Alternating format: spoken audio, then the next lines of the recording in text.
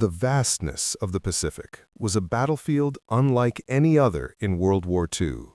It was a realm of endless blue horizons, scattered islands, violent storms, and unforgiving distances. For centuries, dominating the Pacific meant dominating the future. And during World War II, that burden fell upon a young branch of the U.S. military, one that was still learning what it meant to fight on a global scale: the United States Army Air Forces. This is the dramatic story of how American air power, forged in desperation, uncertainty, and innovation, came to rule the skies over the largest ocean on Earth. In 1941, as tensions with Japan grew sharper by the day, the U.S. Army Air Forces found themselves unprepared for a war in the Pacific. Their aircraft were scattered, outdated, and badly positioned. The B-29 flying fortresses stationed in the Philippines were still covered in grease and maintenance sheets when the Empire of Japan unleashed its devastating surprise attack on December 7, 1941. Pearl Harbor burned, battleships capsized, airfields erupted into firestorms. The American bomber crews in the Pacific watched helplessly as Japanese Zeros, sleek and agile, carved circles in the sky. On the island of Luzon, General Douglas MacArthur's air commander, Major General Lewis H. Brereton, tried desperately to launch his B-17s before the Japanese struck. He was denied, delayed, and tied up in confusion between the chain of command. When the Japanese finally attacked Clark Field, the American bombers were still parked neatly on the runway, wingtip to wingtip, like offerings on an altar.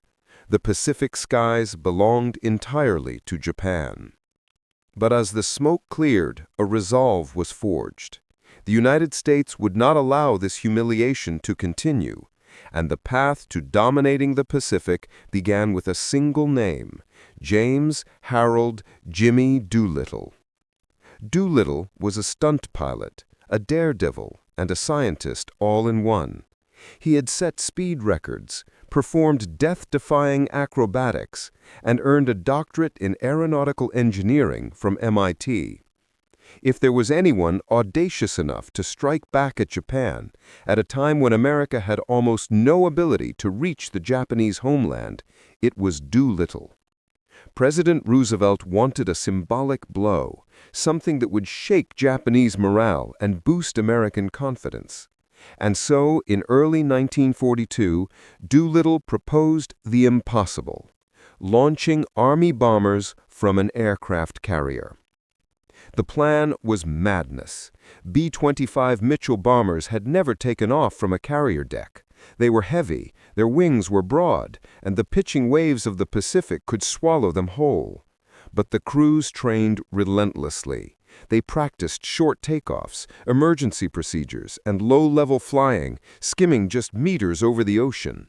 And on April 18, 1942, 16 B-25s roared off the deck of the USS Harnett, bound for Tokyo. The Doolittle Raiders did not destroy Japan's military capability. They were never meant to, but the shockwave they created shook the Japanese Empire to its core. For the first time in centuries, Japan's homeland had been attacked. Factories stopped. Air raid sirens echoed through Tokyo.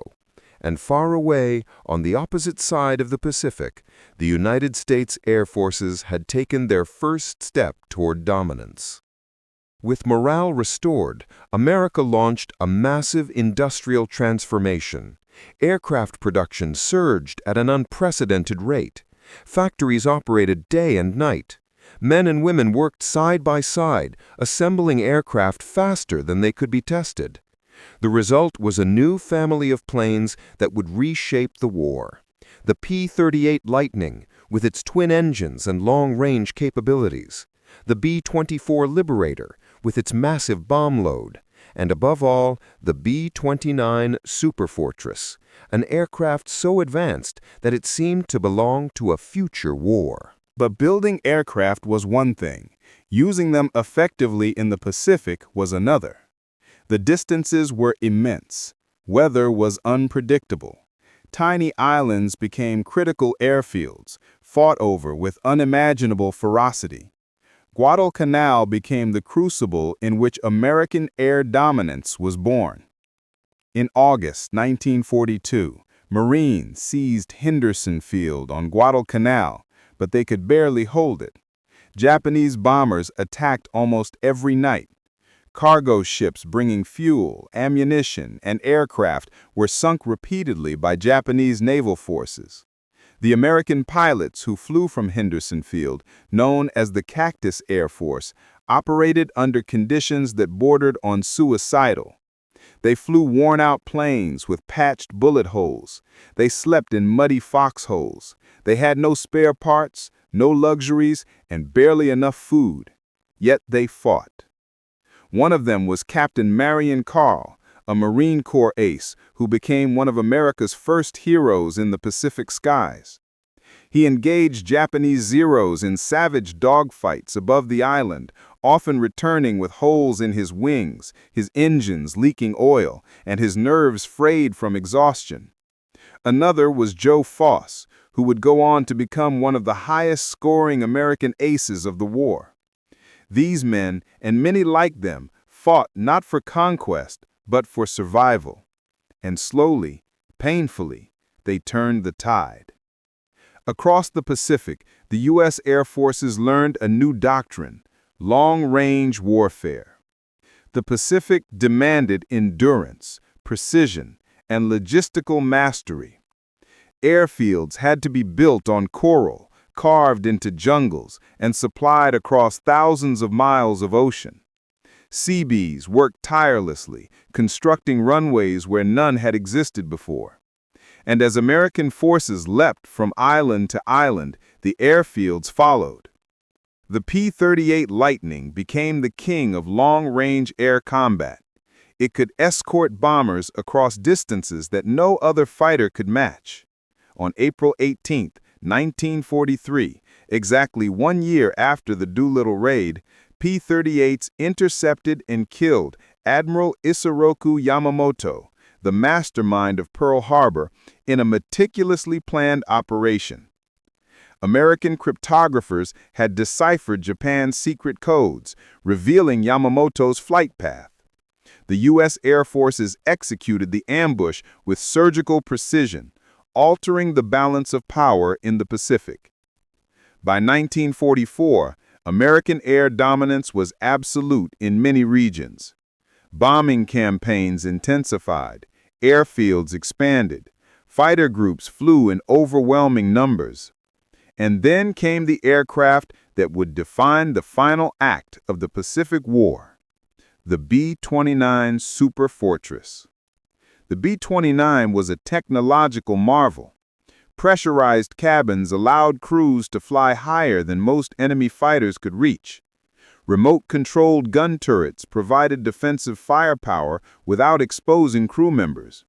And most importantly, its massive range allowed it to strike the Japanese mainland from newly captured bases in the Mariana Islands. But operating the B-29 was far from simple.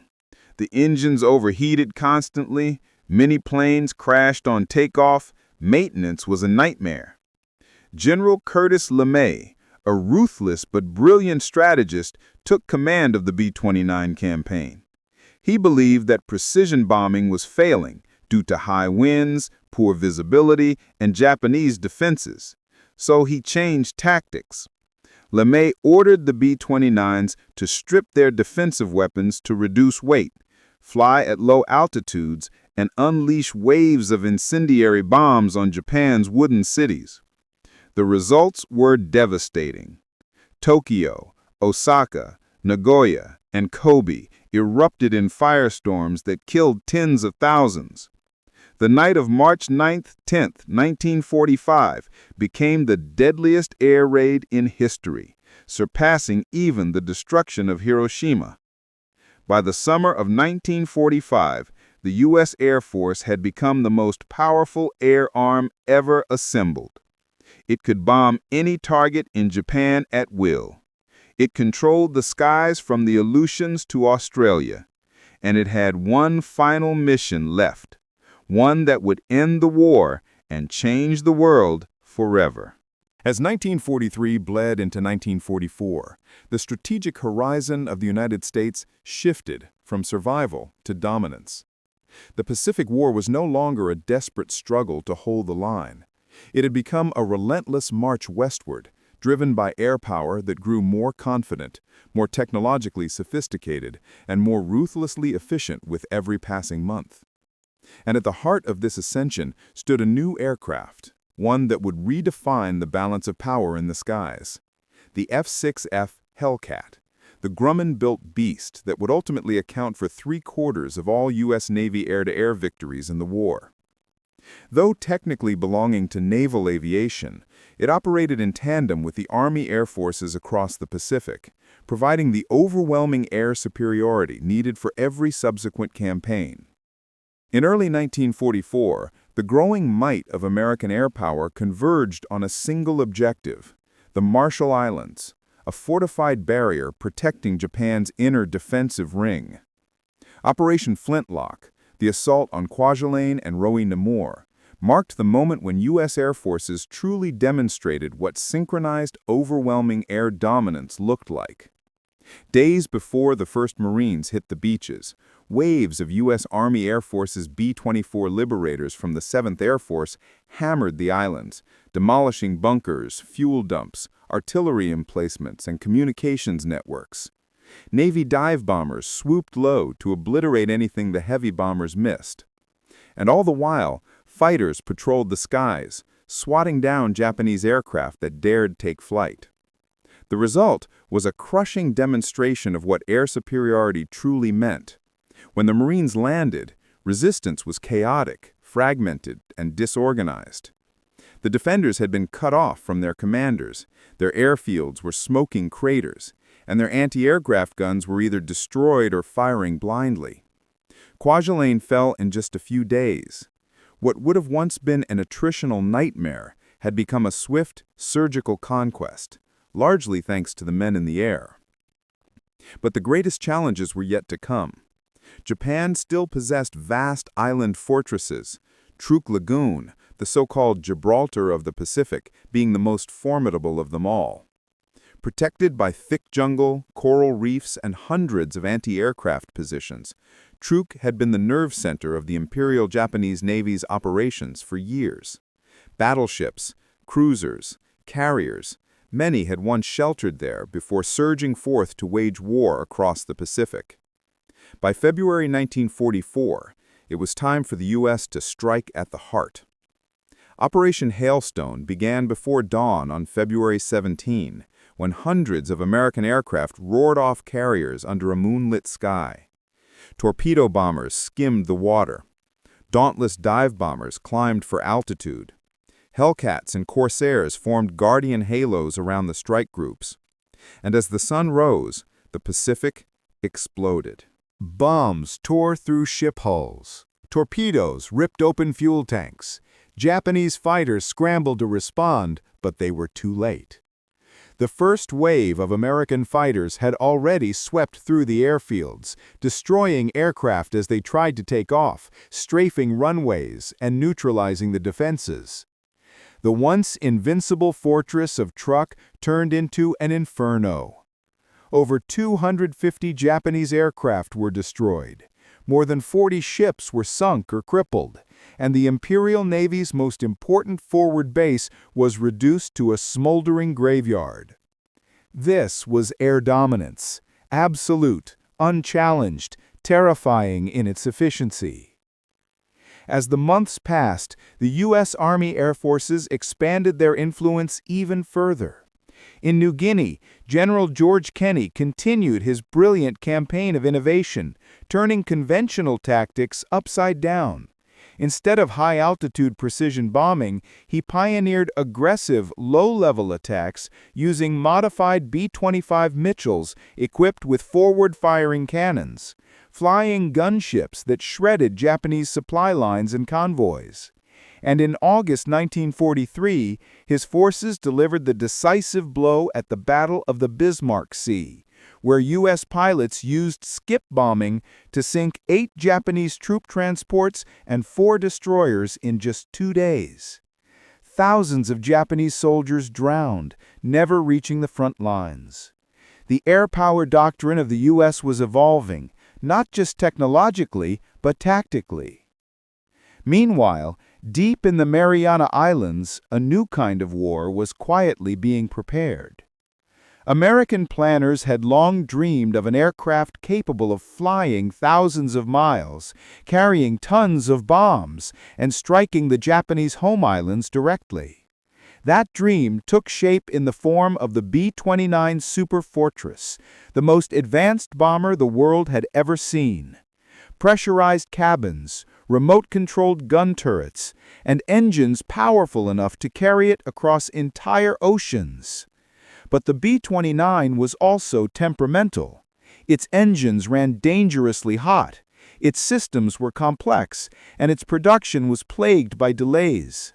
Still, the promise was irresistible. With the Marianas captured, B-29s could strike Tokyo, Osaka, Nagoya, every industrial heart pumping life into the Japanese war machine. The race to capture the Marianas became one of the most important campaigns of the entire war. In June 1944, the U.S. Navy and Army forces launched the invasion of Saipan. The Japanese understood the stakes.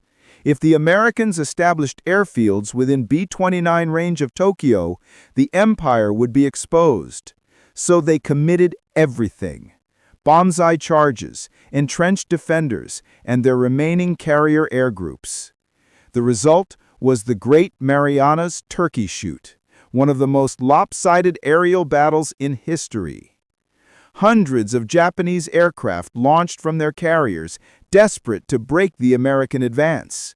But they were met by coordinated U.S. fighter groups, guided by advanced radar, vectored precisely to intercept incoming raids. The Hellcats tore through the Japanese formations. The sky became a slaughterhouse. By the end of the day, the Imperial Navy's elite air crews, years of training, thousands of hours of experience, were gone. Carrier aviation, once Japan's greatest weapon, was effectively shattered. And with their defeat, Saipan fell, then Tinian, then Guam. By November 1944, the first B-29s lifted off from Tinian's massive airfields and headed toward Tokyo. The U.S. Army Air Forces had gained not just dominance, but reach. A reach that extended across the Pacific, across oceans, across the final barrier between war and peace. The next phase of the conflict, driven by air power, would bring Japan closer to defeat than ever before, and set the stage for the most devastating air operation in human history. As winter's grip tightened over the Pacific in late 1944, the strategic bombing campaign entered a new and terrifying phase. The B-29 Superfortress, gleaming, immense, and unlike any machine that had ever flown, began its long journey toward Japan's industrial heartlands. The early missions were shaky, plagued by mechanical failures, engine fires, and the unforgiving jet stream winds over Japan that scattered bombing patterns and frustrated commanders. But the U.S. Army Air Forces were relentless. Each sortie brought lessons. Each loss hardened resolve. At the center of this vast aerial enterprise stood General Curtis LeMay, a man whose reputation would forever be intertwined with the firestorms he unleashed. LeMay's methods were efficient, brutal, and unapologetically focused on ending the war. When high-altitude precision bombing failed, he made a decision that would change everything. The B-29s would go in low, at night, stripped of defensive guns, loaded to maximum capacity with incendiaries. Japan's cities, densely built, wooden, packed with factories hidden inside neighborhoods, were perfect targets for firebombing. On the night of March 9, 1945, the B-29s lifted off from Tinian and Saipan in waves. Operation Meeting House had begun. As the first bombers reached Tokyo, they descended to altitudes previously unthinkable for heavy bombers, around 5,000 to 7,000 feet. The city below was a vast, dark maze. Then the first clusters of incendiaries fell, and the night exploded. Flames spread faster than firefighters could respond. Winds whipped the inferno into a firestorm so hot that it generated its own tornado-like vortex. People were pulled into the flames by the force of the oxygen being sucked toward the burning core. The temperature on the ground rose to over 1,800 degrees Fahrenheit. Tens of thousands died in a single night. By dawn, a quarter of Tokyo had vanished. Entire districts turned into ash. And for better or worse, the U.S. Army Air Forces had found a devastatingly effective weapon. LeMay's B-29s continued their campaign. Nagoya burned. Osaka burned. Kobe burned. Each city became another step in the march toward total air supremacy. Japan's aircraft industry collapsed. Transportation networks were crippled. Factories halted, starved of resources, labor, and electricity. And still, the Japanese fought on, refusing surrender, preparing instead for the ultimate battle, the defense of the home islands. But while LeMay's armadas of bombers ravaged Japan's industrial centers, elsewhere in the Pacific, another battle raged, one that would push the U.S. Air Force to its absolute limits. The Battle of the Philippines. In late 1944, General MacArthur returned to Leyte Gulf with a massive invasion force. Air units of the 5th and 13th Air Forces provided the shield and spear for the landings, clashing with Japanese aircraft in ferocious dogfights. But something new appeared in the skies, something the Americans hadn't fully anticipated. Kamikaze attacks. Young Japanese pilots, many barely trained, dove their aircraft directly into American ships with the intention of dying. And they hit hard. Destroyers, cruisers, transports, none were spared. The psychological shock was immense. For the first time since Pearl Harbor, American forces faced an enemy willing to turn his own aircraft into a guided missile. The U.S. Air Force responded with cold precision. Fighter patrols were stepped up. Radar networks expanded. Early detection became crucial. P-38s, P-47s, and P-51s hunted kamikaze formations relentlessly, shooting them down before they could reach the fleet. And though the kamikaze threat would never fully disappear, American air superiority prevented it from becoming strategically decisive. Once the Philippines were secured, American air power surged forward again, this time toward Iwo Jima, a volcanic fortress guarded by 21,000 Japanese troops under the command of General Tadamichi Kuribayashi. But Iwo Jima was more than a battlefield. It was a lifeline. From its runways, Japanese fighters intercepted the B-29s. Anti-aircraft guns mounted on its rocks forced B-29s into wide detours, reducing payload and endurance. And worst of all, damaged bombers returning from Japan often crashed into the sea, unable to make it back to the Marianas. The U.S. needed Iwo Jima, no matter the cost. For weeks, American aircraft saturated the island with bombs. Fighters strafed trenches, caves, and gun emplacements.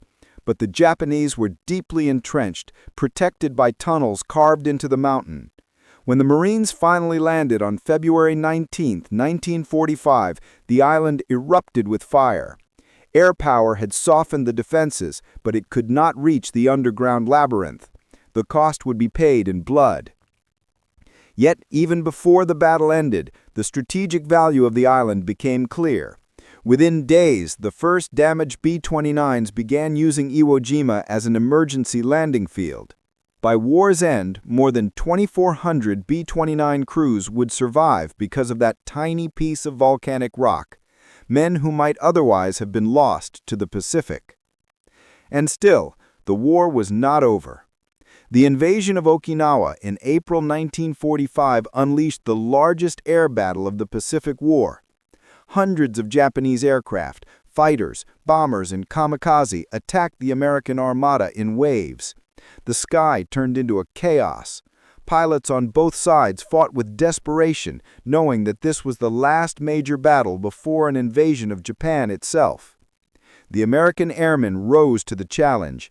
P-47 Thunderbolts rained bullets from above. P-38s intercepted high-altitude threats. Navy Hellcats and Corsairs supported the onslaught.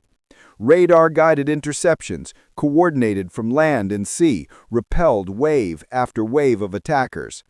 Though Okinawa became one of the bloodiest battles in American history, air power ensured that the fleet and the invasion force survived. Then came the turning point. The moment when all the firebombing, the island hopping, the innovation, and the sacrifice culminated in a single, irreversible decision: the atomic bomb. The B-29 Enola Gay lifted off from Tinian at 2:45 a.m. on August 6, 1945. Hours later, the bomb known as Little Boy fell through the bay doors. At 8:15 a.m., Hiroshima vanished in a blinding flash. 3 days later, Boxcar delivered Fat Man to Nagasaki. For the first time in human history, a single aircraft delivered destruction on a scale that dwarfed all previous bombing raids combined. Within days, Japan surrendered. The war was over. And through every phase of that long, brutal conflict, from the desperate days after Pearl Harbor to the final, fiery end, the dominance of the U.S. Air Force had grown, evolved, and ultimately reshaped the outcome of the Pacific War. Their aircraft, their tactics, their innovations, and their unbreakable resolve turned the tide of a conflict once thought unwinnable. The United States did not simply win air superiority. It achieved air supremacy, absolute, overwhelming, unchallenged. And the Pacific would never be the same again.